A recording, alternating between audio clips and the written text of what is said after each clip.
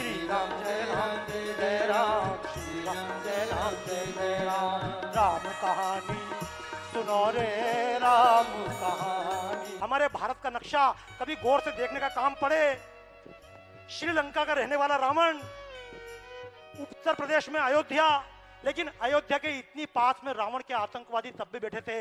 अयोध्या के पास में बक्सर, जहां पर सिद्धाश्रम है, वहां ताड़का बैठी हुई थी, वहां मारीच बैठा हुआ था, वहां सुबाहु बैठे हुए थे। ये जिसको आप कहते हैं सतना, ये पूरा हिस्सा दंडकारण्य था। इस दंडकारण्य में लोग बैठे हुए थे। जिसको कहते हैं नासिक से लेकर पंचवटी, पूरे हिस्से में खरदूषण बैठा हुआ था।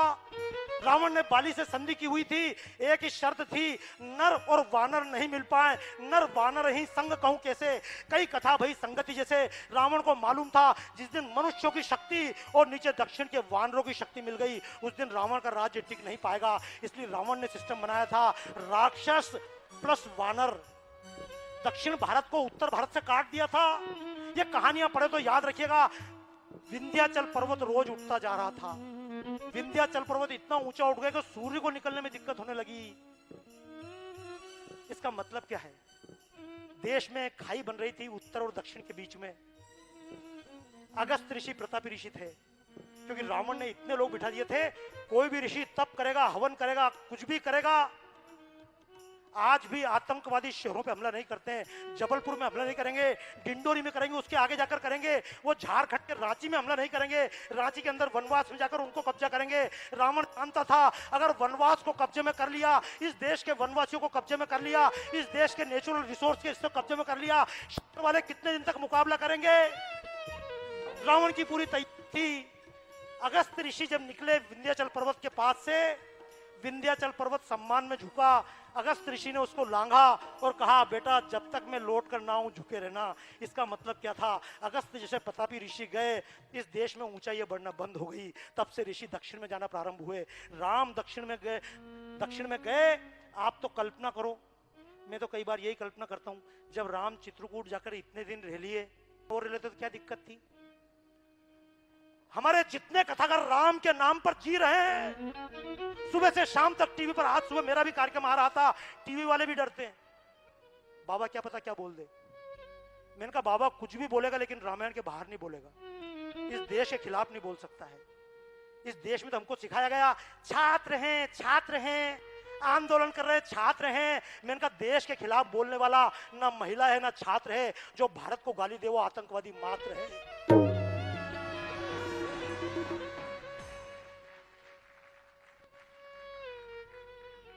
दक्षिण में ऋषियों ने तैयारी चालू की। मतंग ऋषि, शतंग ऋषि, सुतीक्ष्ण ऋषि। अगर राम चाहते तो राम चित्रकूट रहे, राम 10 साल और चित्रकूट रह जाते तो काय का रावण, काय का खतरा। राम की कथा करेंगे, राजनीति की बात मत करो। राजनीति की बात नहीं, हम तो राम के भगत हैं। अरे राम ने जीवन में राजनीति के अलावा किया क्या? सीता ने भी कहा था राम से, राम धनुष क्यों लेकर चल रहे हो? पढ़ लीजिएगा अयोध्या कांड वाल्मीकि रामायण का। सीता माता ने कहा था राम से, गांधी जी की भाषा में, राम वनवासी बनकर चल रहे हो, धनुष तुम्हारे किस काम का? राम ने कहा क्षत्रिय धनुष इसलिए धारण नहीं करते, हमको किसी की हत्या करनी है। क्षत्रिय इसलिए धनुष धारण करते हैं किसी दीन की हमको आर्त पुकार सुनाई ना दे, इसके लिए क्षत्रिय धनुष धारण करते हैं।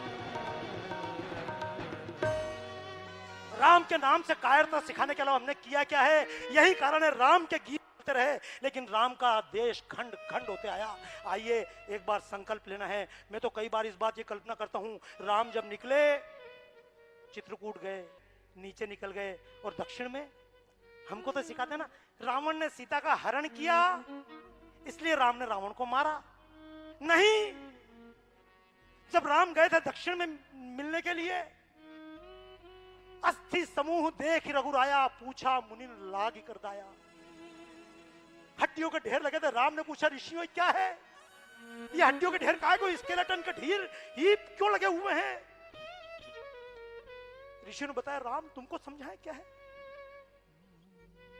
ये राक्षस आते हैं, यज्ञ भस्म करते हैं, हमारे गुरुकुलों को तहस नहस कर देते हैं, हमारी बहन बेटियों को उठा ले जाते हैं, और जो कोई इनके खिलाफ बोलता है उसको चबाकर उसकी हड्डियां एक जगह इकट्ठा करते हैं। मैं तो कई बार कल्पना करता हूं वो हड्डियां इधर उधर क्यों नहीं फेंकते थे, वो हड्डियां एक जगह इकट्ठा करते थे। आज भी ISIS के आतंकवादी किसी को मारते हैं तो उसकी मुंडी दिखाते हैं, हमने काटा, खुद ही मारते हैं, खुद ही उसके HD वीडियो शूट करके डालते हैं। क्यों? हमारा आतंक बने। राम को भी चुनौती थी, या तो बेटा वापस लौट जाओ, लेकिन नहीं, राम लौटे नहीं। सीता का हरण तो बाद में हुआ, राम ने उसी समय सकल मुनिन के आश्रम जाए जाए सुखदीन और निश्चरहीन करो मही भुज उठाए प्रण की।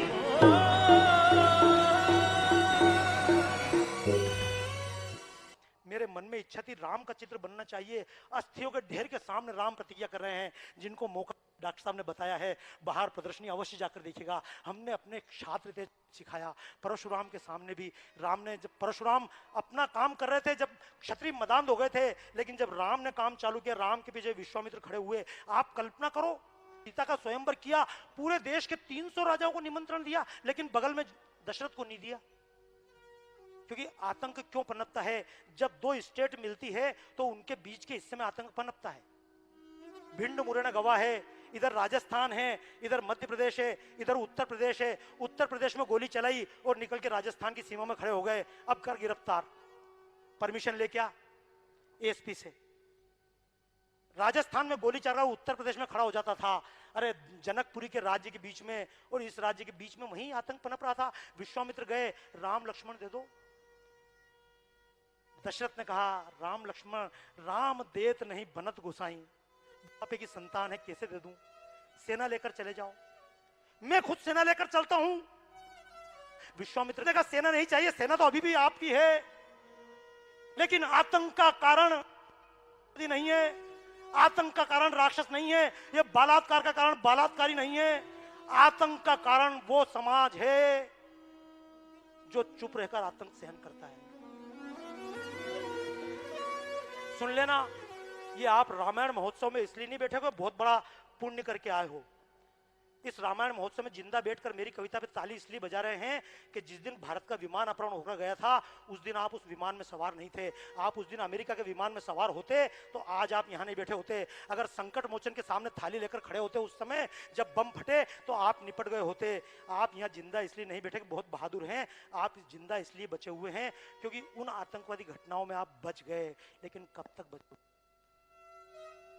कल मौत आने को ही है तेरे भी द्वार, कल मौत आने को ही है तेरे भी द्वार, क्या होगा बहाने से यूं आंसुओं की धार, फैल रहा है जहां में ये जो पापाचार, इसका है प्यारे सिर्फ एक उपचार, कि दादाओं से बड़ा दादा बन मेरे यार, चाकुओं के आगे तू निकाल तलवार, बंदूकों के आगे प्यारे बम फोड़ तू, और जिंदगी जो चाहे कायरता छोड़ तू, पापियों से प्राणों की तू मांग मत भीख, पापियों से प्राणों की तू मांग मत भीख, जीना है तो पापियों का खून पीना सीख, जीना है तो पापियों का खून पीना सीख, जीना है तो कि राम ने ना हाथ सूर्य के आगे पसारा था, राम ने ना हाथ सूर्य के आगे पसारा था, कृष्ण ने भी राम को ना युद्ध में पुकारा था, जिसकी लड़ाई उसको ही लड़ना पड़ेगी, पुरखों का नाम तो बना सिर्फ सहारा था, उठा तीर चक्र मार पापियों को तू, उठा तीर चक्र मार पापियों को तू,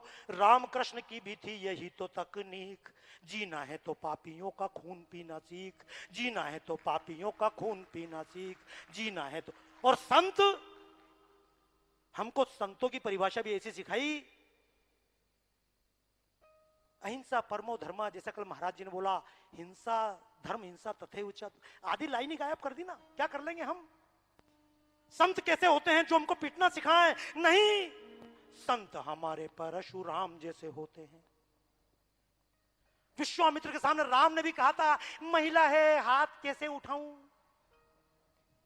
फिर हुआ ना, इशरत को मार दिया, वो तो लड़की थी, इशरत को, अरे लड़की नहीं थी, आतंकवादी थी।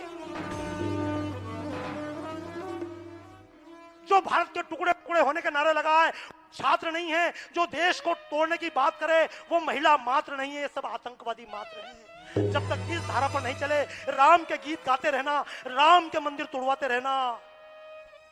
संत हमारे परशुराम जैसे होते हैं, दानवों के रक्त से दानवी पाप धोते हैं, सिद्ध बुद्ध अंगुली मालों को संत बनाते हैं, ढोंगी खुद डूबते औरों को भी डूबोते हैं। कृष्ण का बेटा है तो बजा दे पांचजन्य, कृष्ण का बेटा है तो बजा दे पांचजन्य, सीख आदि अधूरी तू गांधी की ना सीख, जीना है तो पापियों का खून पीना सीख।